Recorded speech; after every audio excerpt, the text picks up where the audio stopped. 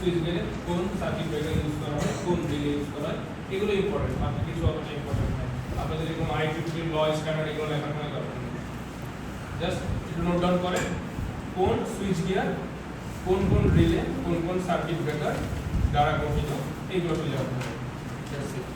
এইগুলো চ্যাপ্টারে এটাই আছে। সুইচ গিয়ারের সংজ্ঞা বলা আছে ফার্স্টে, তারপর বলা আছে যে সুইচ গিয়ার কিভাবে কাজ করে, সুইচ গিয়ার কত প্রকার, আর কত প্রকারের সঙ্গে কি কিটা আসে, সেই কি কির ক্ষেত্রে আপনারা শুধুমাত্র এটুকুই জানবেন যে কোন সুইচ গিয়ারে কোন সার্কিট ব্রেকার, কোন রিলে, কোন ফিউজ ইউজ হয়।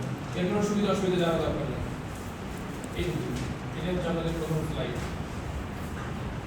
2 নম্বরের স্লাইড আছে, এই স্লাইডে হচ্ছে আমাদের পাওয়ার নেটওয়ার্ক সম্পর্কে ধারণা দেওয়া হয়েছে। এখানে হচ্ছে আপনাদের ইম্পর্টেন্ট হচ্ছে সাবস্টেশনের যে লেআউট, এখানে কি কি প্যারামিটার থাকে একটা সাবস্টেশনের লেআউটে, এগুলো জানা লাগবে আপনাদের জন্য ইম্পর্টেন্ট। তারপর এই যে লাইটনিং যে হয়, এই প্রোটেকশনটা আমরা কিভাবে করি পাওয়ার সিস্টেমে, লাইটনিং প্রোটেকশনটা দুটো মেকানিজম এখানে বলা আছে, একটা হচ্ছে বেসিক ইনসুলেশন লেভেল, আর একটা হচ্ছে বলা আছে লেভেল টাওয়ার ফুটিং রেজিস্ট্যান্স। এই দুটোর মাধ্যমে আমরা করে থাকি বি আর হচ্ছে ইএফআর। তারপর আরো কি কি প্রোটেকশন ডিভাইস রয়েছে লাইটিং এর জন্য, এইগুলো। আর এখানে আর কিছুই নেই, স্মার্ট গ্রিডের কম্পোনেন্ট গুলো কি কি, এগুলো আপনারা জানতে হবে।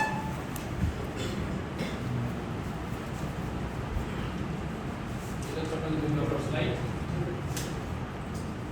3 নম্বরের স্লাইডটা আছে, এটা হচ্ছে আপনাদের পাওয়ার সিস্টেম প্রোটেকশনের কিছু অবজেক্টিভ দেওয়া আছে।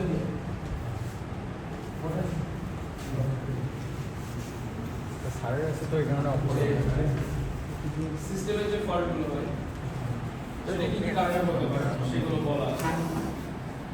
তারপরে অ্যাবনর্মাল যে কন্ডিশন আছে, এখানে আমাদের 5 রকমের যে ফল্ট আছে, এই ফল্টগুলো জানা লাগবে। অ্যাবনর্মাল কন্ডিশন কি কারণে হতে পারে এগুলো জানা লাগবে। এই 6 ধরনের আঘাত আছে, সেগুলো জানার দরকার নেই। কারণ আমাদের বলা থাকলো যে আমাদের পাওয়ার সিস্টেমের আন্ডারগ্রাউন্ড কেবলের ভিতরে কি কি ধরনের ফল্ট হতে পারে। ওই যে জয়েন্ট ফেলিয়ার, এগুলো মানে একবার করে পড়লে আপনি এমনিতে বুঝে যাবেন। যেহেতু বলাই আছে আন্ডারগ্রাউন্ড কেবল, তার মানে কেবলে কি ফল্ট হতে পারে, ইনসুলেশন জয়েন্ট দুটো আপনি যখন তার জোড়া দিবেন ওই জয়েন্টে একটা ফেলিয়ার হতে পারে। তো এইগুলো হচ্ছে মানে কিছু কমন জিনিস। আর এটা কি বলছে ফিজিক্যাল ড্যামেজ। দেখেন এখানে কিন্তু আলটিমেটলি তিনটাই আসছে, physical damage, insulation failure, joint failure. So একবার করে আপনি রিডিং করলে অটোমেটিক পারবেন।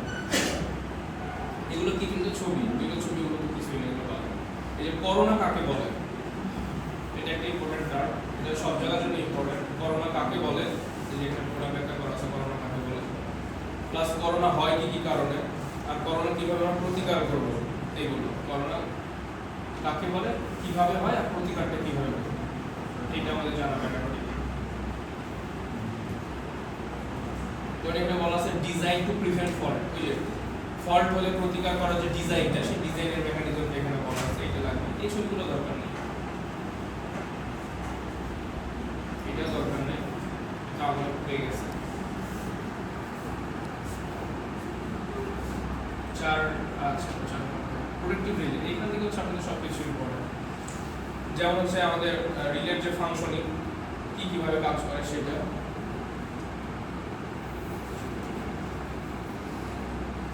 তারপরে ওগুলোর ব্যাখ্যা যেমন এখানে বলা আছে, জাস্ট পয়েন্ট আকারে দেওয়া আছে, প্রোটেক্টিভ, রেগুলেটিং, ডিক্লোজিং, মনিটরিং, অক্সিলিয়ারি, এগুলো হচ্ছে জাস্ট ক্লাসিফিকেশন করছে। পরে দেখেন ওগুলোর সংজ্ঞা বলা আছে, কে কোনটা কাজ করে পার্সোনালি। তো আপনাদের কিন্তু এরকম মানে ব্যাখ্যাটা করতে হবে, পয়েন্ট আকারে লেখা লাগবে, ক্লাসিফিকেশন করলে ওইটা। আর এটা হচ্ছে আমাদের যে বেসিক যে কনসেপচুয়াল ডায়াগ্রাম রিলে কিভাবে কাজ করে সেটা, যদি পরীক্ষায় আসতে ডায়াগ্রামটা আমরা রিলে কিভাবে কাজ করে, তো আপনাদেরকে ডায়াগ্রামটা আঁকাতে হবে, পাশাপাশি হচ্ছে ব্যাখ্যা করতে হবে রিলে কিভাবে কই থেকে ডাটা নেয়, কিভাবে ক্যালকুলেশন করে, কিভাবে প্রসেস করে, এবং লাস্ট অফ কিভাবে ট্রিপ সিগন্যাল পাঠায় সার্টিফিকেটে, এটা আপনাদের জানা লাগবে। এটা হচ্ছে ছবি, এটা হচ্ছে লাগাই দিতে পারেন আপনার সঙ্গে, কিন্তু আইটিএম স্ট্যান্ডার্ড এগুলো দেওয়ার কোনো দরকার নেই, তারপরে জানার সুবিধার জন্য। তারপর দেখেন বলছে এখানে ডেফিনেশন, ডেফিনেশন বুঝতে পারছেন, এটা হচ্ছে সংজ্ঞা। পরীক্ষা যদি আপনার আসে যে হোয়াট ইজ ডাইরেকশনাল কন্ট্রোল, তো আপনি তখন ব্যাখ্যা করতে হবে। হোয়াট ইজ ডিফারেনশিয়াল প্রোটেকশন, এগুলো আপনাকে ব্যাখ্যা করতে হবে। মানে এই শুধুমাত্র সংজ্ঞার জন্য, অন্য কোনো কারণ নেই, সংজ্ঞার জন্য এগুলো করতে হবে।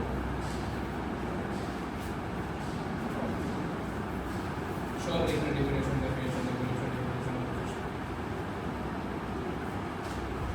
তারপরে দেখুন বলা আছে যে একটা রিলে হওয়ার জন্য তার কি কি গ্রহণযোগ্যতা রয়েছে, তার কি কি ক্যারেক্টারিস্টিক্স রয়েছে, ওইগুলো হচ্ছে এটা। যদি পরীক্ষায় আসে তাহলে আপনাকে এই 5টা ক্যারেক্টারিস্টিক্স ব্যাখ্যা করা হবে, কোনো একটা বাদ দেওয়া যাবে না। রিলে হতে গেলে এই 5টাই দরকার, 5টার কোনো একটা বাদ গেলে কিন্তু সেটা রিলে হিসেবে কাউন্টে আসবে না। প্রথম 4টাই আছে কিন্তু বাট সেই থিওরিটিক্যালি ফিজিবল না, তাহলে কিন্তু সেটা রিলে ফাংশন হিসেবে গ্রহণযোগ্যতা পাবে। আর এই হচ্ছে তার ব্যাখ্যা। আপনি ব্যাখ্যাই দেওয়ার পর এগুলো যে IEEE এগুলো লেখার কোনো দরকার নেই, এগুলো লেখার দরকার নেই, এগুলো স্ট্যান্ডার্ডে লেখা আছে, তাই উল্লেখ করা আছে।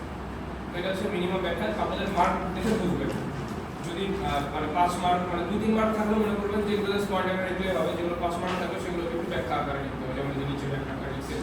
ব্যাখ্যা মানে পুরো ছবি না, জাস্ট রিলায়েবিলিটি দ্বারা আপনি কি বোঝাচ্ছেন, সেফটি দ্বারা আপনি কোন কোন পয়েন্ট বোঝাচ্ছেন। যেমন দেখেন এখানে কিন্তু বলা আছে রিলায়েবিলিটির অ্যাসপেক্ট হচ্ছে 2টা, একটা হচ্ছে ডিপেন্ডেবিলিটি, একটা হচ্ছে সিকিউরিটি। তো আপনাকে তখন এই যে এই পয়েন্টের ভিতরে দুটো পয়েন্ট অ্যাড করে দিতে হবে এডিশনাল। এইটা সিলেক্টিভিটি বলতে গেলে আপনি এখানে অ্যাড করে দিবেন যে আমার রিলেটা আমি কি কারণে কাজ করব, directional relay, differential relay, distance relay, এগুলো জাস্ট মৌলিক ব্যাখ্যা দিলেই হবে। স্পিড অফ অপারেশন কিন্তু নিচে একটা ব্যাখ্যা দেওয়াই আছে, এই যে এটা হচ্ছে সিলেক্টিভিটির ব্যাখ্যা, এটা স্পিড অফ অপারেশনের ব্যাখ্যা দেওয়া আছে, প্রত্যেকটারই ব্যাখ্যা দেওয়া আছে, সিমপ্লিসিটির ব্যাখ্যা দেওয়া আছে, ইকোনমিক্সের ব্যাখ্যা দেওয়া আছে। সো আপনি এই ব্যাখ্যাগুলোর জেস্ট পয়েন্টগুলো আপনি তুলে দিবেন, জাস্ট পুরোপুরি লেখা লাগবে না, বহু লাইনগুলো লেখা লাগবে, জেস্ট পয়েন্টটা থাকলেই হবে। তারপর হচ্ছে আপনাদের রিলে কেন ফেল হয়, যে বলা আছে মোড অফ ফেলিওর, কেন কি কি কারণে ফেল হতে পারে সেগুলো আপনাদের জানা লাগবে। আর লাস্ট অফ অল আপনাদের যে অ্যাসাইনমেন্টটা দেওয়া ছিল, এই অ্যাসাইনমেন্টটা হচ্ছে কাইন্ড অফ একটা থিওরিটিক্যাল ম্যাথ অ্যানালাইসিস বলতে পারেন, এরকম একটা ম্যাথ থাকবে। সেটা হচ্ছে আপনাদের এডিটিং ফল্টের ভিতরে কি কি আছে, আমাদের কোয়ান্টিটি, যে অ্যাকচুয়ালি কোয়ান্টিটি কি কি আছে সেই কোয়ান্টিটিগুলো আপনাদের জানা লাগবে। ফল্ট ডিটেকশনের যে প্রকারভেদগুলো রয়েছে, আমরা কি কিভাবে ফল্ট ডিটেক্ট করি তার প্রকারভেদগুলো আপনাদেরকে জানা লাগবে এবং এদের ভিতরে ডিটেইলস জানা লাগবে। আমি যদি বলি যে আপনাদের হচ্ছে আপনারা হচ্ছে যত রকমের ফল্ট ডিটেকশনের বই আছে সেগুলো লিখেন এবং পাশাপাশি ধরেন ম্যাগনিটিউড আর ডিফারেনশিয়াল কম্পারিজন এটা কিভাবে আমরা করি, এর মাধ্যমে কিভাবে ফল্ট ডিটেক্ট করি এটা ব্যাখ্যা করেন। তখন এই 8টা পয়েন্ট পাশাপাশি আছে, এইগুলোর ব্যাখ্যা লিখতে হবে। এইগুলোর কিন্তু একটা কমন ব্যাখ্যা আপনাদের আমি ক্লাস টেস্টে দিয়েছিলাম, কিন্তু আপনারা অনেকেই পারেন না। কোন সেকশন পারেন আমার মনে হয়, ঠিক সেকশনে খেলা দেখার পর আমি দেখতেছি এক সেকশন পারেন না। ম্যাগনিটিউড কম্পারিজন বলতে বোঝায় কি বলে, নাম শুনে বুঝতে পারতেছেন, যেখানে শুধুমাত্র ম্যাগনিটিউড নেই, কম্পারিজন হবে ভোল্টেজ অথবা কারেন্ট, যে কোনো কিছু ম্যাগনিটিউড দিয়ে। আর ডিফারেনশিয়াল এটা কি বুঝতে পারছি আমরা, ডিফারেন্স নিয়ে, নট ম্যাগনিটিউড, ডিফারেন্স। আর এটা এই ডিফারেন্সটা পার্টিকুলারলি শুধুমাত্র কারেন্টের জন্য মেজার করা হয়, not voltage, not other things, শুধুমাত্র কারেন্টের জন্য। সো এন্টারিং কারেন্ট এবং এক্সিটিং কারেন্ট এই দুটার ভ্যালু ডিফারেন্সটা মেজার করা হয়। দেখুন আপনাদের এখানে স্পষ্ট করে বলা আছে current entering and current leaving, শুধুমাত্র এই দুটোরই ডিফারেন্স মেজার করা হয়, অন্য কিছু না। সো আপনারা এই ছোট ব্যাখ্যাগুলো লিখতে পারেন পরীক্ষায়।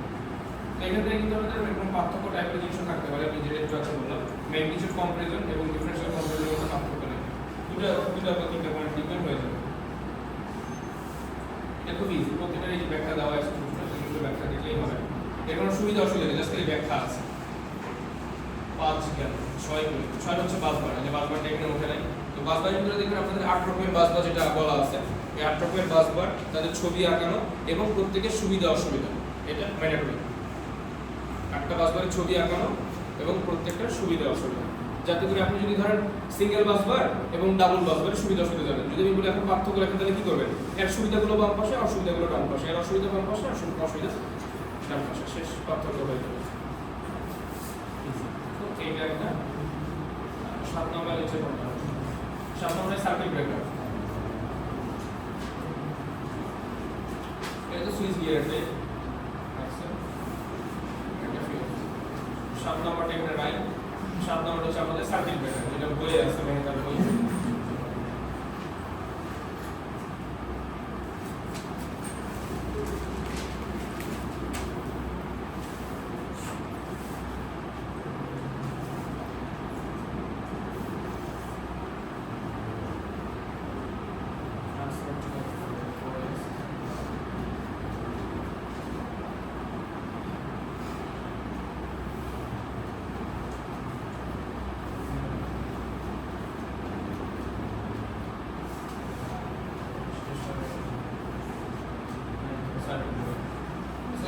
ব্রেকার যেটা আমি আপনাদেরকে দেখাইছিলাম, এখানে দেখেন এই আমরা যে পয়েন্টগুলো দেখে তাহলে বুঝতে পারবো সার্কিট ব্রেকারের সংজ্ঞা পড়াইছিলাম, কিভাবে হচ্ছে তার আর্টটা আমরা এক্সটেনশন করি ওই মেথডগুলো বলা আছে হাই লো এর জন্য, ওইটা ইম্পর্টেন্ট।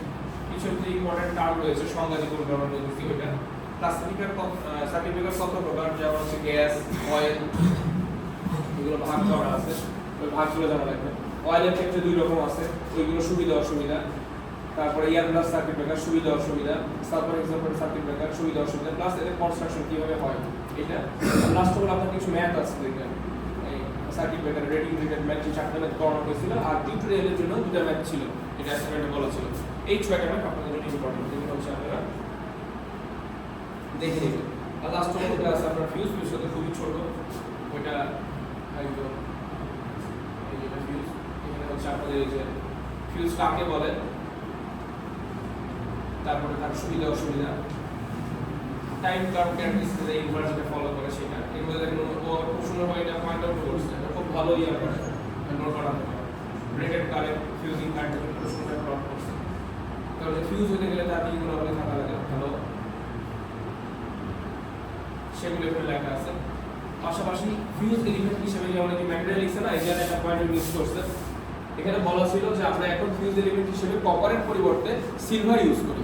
তো সিলভার কেন ইউজ করি তার একটা পয়েন্ট দেখেন এখানে বলা আছে, the conductivity of silver is very high, the coefficient of expansion of silver is so small that no critical fatigue occurs। এটা কিন্তু সিলভারের জন্য। তো আমরা কেন কপারের পরিবর্তে সিলভার ইউজ করি এখন ফিউজ এলিমেন্ট হিসেবে তার ব্যাখ্যা এখানে দেওয়া আছে। পাশাপাশি ইম্পর্টেন্ট টার্ম হিসেবে তিনটা টার্ম বলছিলাম, একটা হচ্ছে কারেন্ট রেটিং, একটা হচ্ছে ফিউজিং কারেন্ট, আর লাস্ট অফ অল বলছিলাম হচ্ছে ফিউজিং ফ্যাক্টর। এইগুলো আপনারা করে নেবেন, এগুলো লাগবে না, এই যে এখান থেকে এগুলো বাদ দিতে পারেন, এগুলো দরকার নেই। টাইপ অফ ফিউজ কয় রকমের হয়, লো ভোল্টেজের জন্য দুটো করবেন, হাই ভোল্টেজের জন্য প্রথম দুটো করলেই হবে, পার্টিজ আর লিকুইড, মেটাল প্ল্যান্ট না করলেও হবে। পরীক্ষায় যদি আসে ফিউজ কাকে বলে, কত প্রকার, কি কি তাদের সুবিধা এবং অসুবিধা লেখা, তখন আপনারা ফার্স্টে ফিউজের সংজ্ঞা দিবেন, লিখবেন ফিউজ হচ্ছে দুই প্রকার, low voltage fuse, high voltage fuse. এবার লো এর যখন প্রপারভাবে লিখতে যাবেন, এক নম্বর সেমি ইনক্লোজড রিয়েল ফিউজ, এর নিচেই জাস্ট সুবিধা অসুবিধা। দুই নম্বর high rupturing capacity card fuse, সুবিধা অসুবিধা। আবার হাই ভোল্টেজ যখন কাটতিস টাইপ, সুবিধা অসুবিধা, আর হচ্ছে লিকুইড টাইপ, সুবিধা অসুবিধা, শেষ। তিনটে করে পয়েন্ট দিলেই হবে, এমন না যে বেশি পয়েন্ট দেওয়া লাগবে, তিনটে প্রত্যেকটার জন্য তিনটে করে পয়েন্ট দিলেই আছে। ছবি এখন কোনো দরকার নেই এখানে।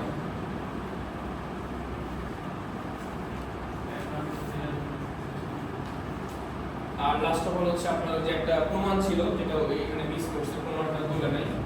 একটা প্রমাণ ছিল আপনাদের যে ফিউজ ল যাকে আমরা বলতেছি, পরীক্ষা যদি আসে ডিরাইভ ফিউজ ল, তখন আপনারা ফিউজ লটা প্রমাণ করবেন, I স্কয়ার সমানুপাতিক DQ। হ্যাঁ, আর ওর একটা ম্যাথ ছিল, ছোট একটা ম্যাথ, ওই ম্যাথটা দেখে রাখবেন, পরীক্ষা যদি আসে প্রমাণের নিচে ম্যাথ থাকবে, প্রমাণ প্লাস ম্যাথ। তাহলে প্রমাণটা করার পর ওই সূত্রটা ম্যাথ ইউজ করে আপনাদের ম্যাথটা হয়ে যাবে। আর এটা হচ্ছে পার্থক্য ফিউজ আর সার্কিট ব্রেকারের মধ্যে পার্থক্য। ওই ম্যাথটা তো খুবই ছোট হয়ে গেছে, ম্যাথের জন্য হয়তো মার্ক থাকবে 2, প্রমাণ থাকবে, প্রমাণের জন্য মার্ক থাকবে 3, 3 আর 2 5 মার্ক। প্রমাণটা ফার্স্ট লাইন, বেশি বড় না কিন্তু আপনার কালকে ক্লাসে দেখাইছি। হ্যাঁ, ফার্স্ট লাইনে প্রমাণ আছে। তো এটা হচ্ছে আমাদের ওভারঅল রিভিউটা করব।